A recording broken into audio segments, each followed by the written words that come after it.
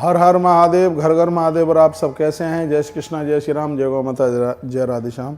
आप देख रहे हैं हमारा तुलसी तपोवन यूट्यूब चैनल और इस वीडियो में हम चर्चा कर रहे हैं कि होलिका दहन कब का है। इसमें लोग बड़े कंफ्यूज हो रहे हैं। आइए, ग्रंथ मेरे सामने रखा है और विष्णु पुराण के अंतर्गत होली के बारे में बड़ी सटीक बातें कही गई हैं और वही बात मैं आपके बीच में रख रहा हूँ, उसे आप सुन लीजिएगा। अतः फाल्गुन पूर्णमास्याम होलिकोत्सव युधिष्ठिरकृत प्रश्नेन कृष्णेन इतिहासे रघुम प्रति वशिष्ठ बचो भविष्य। इसके बारे में युधिष्ठिर ने प्रश्न किया और भगवान श्री कृष्ण ने जो बताया, जो कभी वशिष्ठ ने जिसका वर्णन किया था, सुनिए।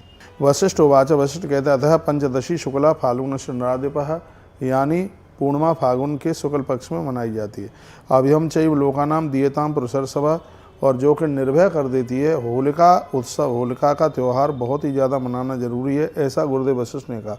वशिष्ठ उवाच, वह इस बात को कहते हैं, वह कहते हैं कि तमग्निम त्रिपरिक्रमा गायन्तु च हसन्तु च चलपन्तु स्वेच्छया लोका निशंका ये सिन्मता तीन शब्देन सा पापा होमेन चंद्राकृता। इसके लिए मैं एक दूसरी वीडियो में आपको डालूंगा जिसमें उन्होंने ये कहा है कि होली की प्रदक्षिणा परिक्रमा कितनी लगानी चाहिए, क्या उसकी राख घर लेकर के आएँ, यह भी आप सुनेंगे। लेकिन अभी जो एक प्रश्न चल रहा है, लोग बड़े इसमें कन्फ्यूज हो रहे हैं कि होलिका उत्सव कब का मनाया जाए। तो पहले तो मैं आपको यह निवेदन कर दूँ कि पूर्णिमा जो है वह 2 तारीख को शाम को प्रदोष काल में आरंभ हो रही है, और जो कि है पूर्णिमा, आप ये समझ लीजिएगा 3 तारीख को, और प्रदोष काल से पहले ही पूरी हो जाएगी, प्रदोष काल से पहले पूरी हो जाएगी। तो अब इसमें जो वर्णन किया गया है वो ये है कि तत्र पूर्णिमा प्रदोष व्यापिनी भद्रा रहिता ग्राह्य, जिसमें भद्रा ना हो ऐसी प्रदोष व्यापिनी ही पूर्णिमा को ये होलिका का दहन होता है। तो पूर्णिमा को ही होलिका दहन होना चाहिए। और इसमें यह भी कहा गया है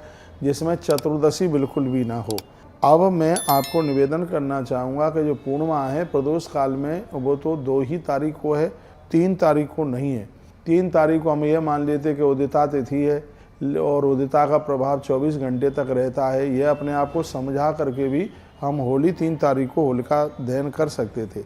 लेकिन इसमें जो लिखा गया है वो ये कि न कर्तव्यो दिवाविष्टया रिक्तायाम प्रतिपत्स्वपि, यानी रिक्ता तिथि पड़वा है। जब आप होलिका दहन करते हैं तो उसमें पड़वा नहीं आनी चाहिए, उसमें प्रतिपदा बिल्कुल आनी नहीं चाहिए। यह है वर्णन, बड़ा स्पष्टीकरण ये बताया जाता है। प्रदोष व्यापिनी ग्राह्य पूर्णिमा फाल्गुनी सदा, हमेशा प्रदोष व्यापिनी पूर्णिमा में ही फागुन की होलिका का दहन करना चाहिए।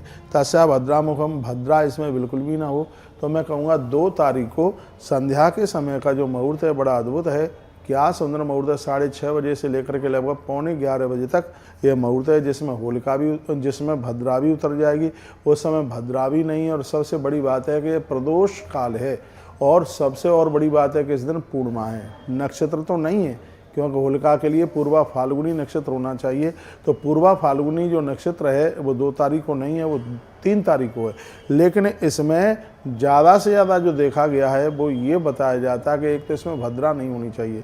रक्षाबंधन में और इसमें होली में भद्रा बड़ी खतरनाक होती है।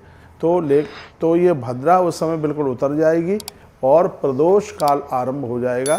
जो मैं आपको निवेदन कर रहा हूँ, 6:30 बजे का टाइम इसलिए तो बता रहा हूँ, 6:30 बजे से लेकर के 11:45 बजे रात्रि तक होलिका दहन का ये इतना अद्भुत टाइम है जिसमें पूर्णमासी अपने आप में पूरी है। मैं आपको कहना चाहूँगा, व्रत भी आप करते हैं तो भी आपको यह व्रत 2 ही तारीख को करना चाहिए। अब बात आती है सत्यनारायण भगवान की कथा या अपनी कोई तिथि वगैरह जमानी है, पूर्णिमा का कोई श्राद्ध पड़ता है, तो वो आपको 3 तारीख ही लेनी है। मैं आपको फिर निवेदन करना चाहूँगा, दान पुण्य के लिए, सत्यनारायण भगवान की कथा के लिए वह 3 तारीख ही ली गई है, क्योंकि उस दिन पूर्वा फाल्गुनी मुहूर्त है। मैं आपको कहूँगा, यदि प्रदोष काल में रात्रि को हमें पूर्णिमा मिल जाती होती तो 2 तारीख से 1 लाख गुनी ज़्यादा होली फिर 3 तारीख को ही होती। लेकिन 3 तारीख में पड़वा चल कर के आ रही है और प्रदोष काल से पहले ही पूर्णिमा पूरी हो रही है और उसमें आ रही है पड़वा। तो यहाँ इस ग्रंथ में लिखा है कि इसमें लिखा है न कर्तव्यो दिवाविष्ट्याम रिक्तायाम, रिक्ता तिथि है, लिखा है कि प्रतिपदा यह है जिसमें प्रतिपदा पड़वा आ जाती है, तो उस तिथि में बिल्कुल होलिका का दहन नहीं करना चाहिए। यह स्पष्ट वर्णन किया गया है। यदि ऐसे में कर देते हैं तो होली राष्ट्र भंगम करोति, भाई राष्ट्र को परेशान करती है, अग्नि का प्रकोप हो सकता है और दुनिया भर की दिक्कतें हो सकती हैं। इसलिए भद्रा में भी और रात्रि को पड़वा आ रही हो तो उसमें भी होलिका दीप निषेधताम, उसमें होलिका को बिल्कुल निषेध बताया गया है। तो इस बात का बहुत ज़्यादा ध्यान रखें। और देखो, हम आपको बिल्कुल कंफ्यूज नहीं करेंगे, बिल्कुल भी कंफ्यूज नहीं करेंगे। ये तो अपनी इच्छा है, जो लोग जब बहुत लोग 3 तारीख को भी मना रहे होंगे, लेकिन मेरे सामने ग्रंथ रखा हुआ है और भविष्य पुराण में इसका बहुत सुंदर उदाहरण दिया गया है और वही उदाहरण मैं आपके सामने रख रहा हूँ। और भैया, हम लोग तो होली है वो 2 तारीख को ही मना रहे हैं, लेकिन इतना और ध्यान रखना, इससे पहले भद्राए 6:30 बजे से पहले आपको होलिका दहन करना ही नहीं है। 2 तारीख को 6:30 बजे से पहले होलिका दहन करना नहीं है, क्योंकि संध्या के समय में भद्रा पूरी हो रही है और उसको पूरी होने के बाद थोड़ा सा टाइम छोड़ने के तत्पश्चात 6:30 बजे से लेकर के 11:45 बजे तक होलिका दहन का टाइम समय बहुत अच्छा है। तो प्रदोष काल में ही होलिका दहन कीजिए। और सबसे बड़ी बात यह है कि रात को पड़वा नहीं लग रही। 3 तारीख को यदि रात्रि को पड़वा नहीं लगी होती और हमें संध्या प्रदोष काल में पूर्णिमा मिल गई होती तो हम ये होलिका दहन है वो 3 तारीख को ही करते। लेकिन अब 3 तारीख को होलिका दहन नहीं होगा, होलिका दहन होगा 2 तारीख को। 3 तारीख खाली है और फिर 4 तारीख को आप रंग भरी होली खेलेंगे। 3 तारीख खाली क्या है, उसमें सत्यनारायण भगवान की व्रत की कथा, दान पुण्य है, जो भी है जप अनुष्ठान है, उसके लिए ये बहुत ज़्यादा अद्भुत है। कौन सी? ये है 3 तारीख, बहुत अद्भुत है। तो व्रत की भी पूर्णिमा 2 ही तारीख को है और होलिका दहन भी 2 ही तारीख को है। इसमें कोई कन्फ्यूज नहीं है। ये हमने आपको निवेदन किया, आपने सुना, बहुत बहुत धन्यवाद आपका। मैंने श्लोक बोल करके प्रमाण के साथ बातें कही हैं। प्रदोष व्यापिनी ग्राह्य पूर्णिमा फाल्गुनी सदा। प्रदोष व्यापिनी में जब पूर्णिमा हो तभी होली का उत्सव मनाना चाहिए, तभी होली का दहन करना चाहिए। तो ऐसा वर्णन किया गया। तस्या भद्रा मुखम त्यक्त्वा पूज्या होली निशामुखे, कह दिया गया कि यदि भद्रा मुख में है तो उस समय नारद बचनाथ, नारद जी ये कहते हैं, तो उस समय आप होलिका दहन बिल्कुल भी न करें। अब एक अगली बात चल कर के आती है, क्या दिन में हम होलिका का पूजन कर सकते हैं? बिल्कुल नहीं कर सकते। ये बहुत ज़्यादा ज़रूरी बात है।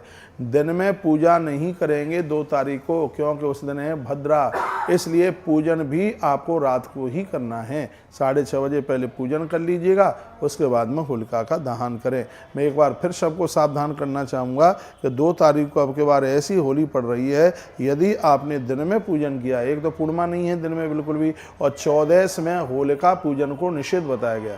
बहुत ध्यान से सुनिए, जैसे एकादशी दशमी में निषेध है, उसी प्रकार से होलिका पूजन है 14 में उसको भारी निषेध बताया गया है और पड़वा में उसको जलाना निषेध बताया गया। दोनों बातें यहाँ पर लिखी गई हैं। होलिका की पूजा 14 में निषेध है और उसको जलाना प्रतिपदा में निषेध है। तो प्रतिपदा रात्रि को 3 तारीख को लग रही है, इसीलिए होलिका दहन 2 तारीख को होगा और 2 तारीख को सुबह होली की पूजा इसलिए नहीं होगी क्योंकि संध्या तक उसमें 14 से चल करके आ रही है और भद्रा का साया है, इसलिए। तो इसलिए आप 6:30 बजे पहले होलिका का पूजन करें, उसके तत्पश्चात होलिका दहन करें। बहुत बहुत धन्यवाद। और इसमें आप कोई कंफ्यूज नहीं होंगे, मुझे विश्वास है आपने वीडियो पूरा सुना। वीडियो को आगे भेजिए जिससे और भी लोग लाभान्वित हो सके। हर हर महादेव, घर घर महादेव।